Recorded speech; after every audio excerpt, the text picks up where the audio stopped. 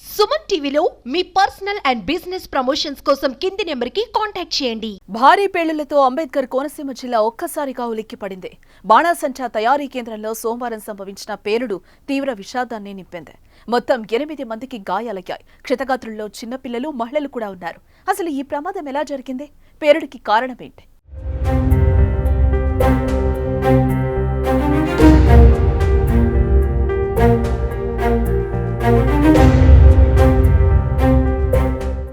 అమలాపురంలోని రావుల చెరువు ప్రాంతంలో ఓ ఇంట్లో ఈ పేలుడు జరిగింది. పేలుడు జరిగిన ఇంట్లో రహస్యంగా బాణాసంచా తయారు చేస్తున్నట్టుగా తెలుస్తోంది. ఎటువంటి పర్మిషన్ లేకుండా, జాగ్రత్తలు తీసుకోకుండా బాణాసంచా తయారు చేస్తున్నారని, ఆ క్రమంలోనే ప్రమాదం జరిగినట్టు సమాచారం. పేలుడు ధాటికి 2 అంతస్తుల భవనం పూర్తిగా నేలమట్టమైంది. అయితే ప్రమాదాన్ని ముందే పసిగట్టిన వారు ఇంట్లో నుంచి బయటకు వచ్చేయడంతో ప్రాణాపాయం తప్పినట్లయింది. లేకపోతే భవనం కూలిన సమయంలో ప్రాణాలు దక్కేవి కావు. ప్రమాదంలో తీవ్రంగా గాయపడిన 8 మందిని కిమ్స్ ఆసుపత్రిలో మెరుగైన చికిత్స అందిస్తున్నారు.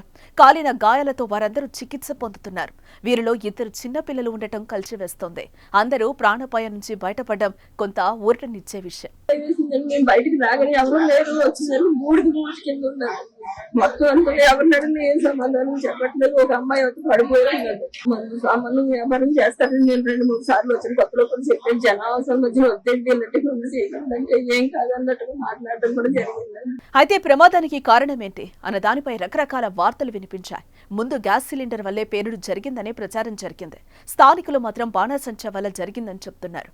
దీపావళి పండుగ కోసం జనావాసాల మధ్య రహస్యంగా బాణాసంచా తయారు చేస్తూ ఉండగానే ఈ ఘటన జరిగిందన్నారు. గ్యాస్ పేలింది అంటున్నారు.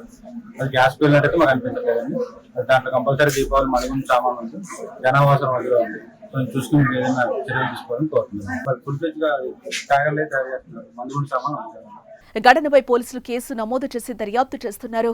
ఘటనా స్థలిని జిల్లా ఎస్పీ కృష్ణారావు పరిశీలించారు. స్థానిక ఎమ్మెల్యే ఐతబత్తుల ఆనందరావు ఘటనా స్థలికి చేరుకుని స్థానికులను అడిగి వివరాలు తెలుసుకున్నారు. అనంతరం ఆసుపత్రికి వెళ్లి బాధితులను పరామర్శించారు. గాయపడిన వారికి మెరుగైన వైద్య సేవలు అందించాలని వైద్యులకు సూచించారు. Amalapuram town police station limits లో ఉన్నటువంటి రావుల చెరువు అనే గ్రామంలో ఉదయం 9:45 ఒక బ్లాస్టింగ్ అయింది.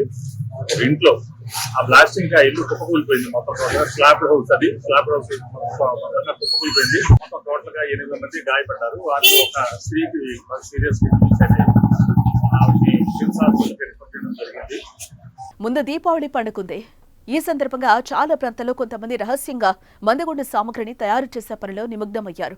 వీరు జాగ్రత్తలు తీసుకోకపోవడం కారణంగా వారితో పాటు పక్కనున్న వారికి ప్రమాదం పొంచి ఉంది.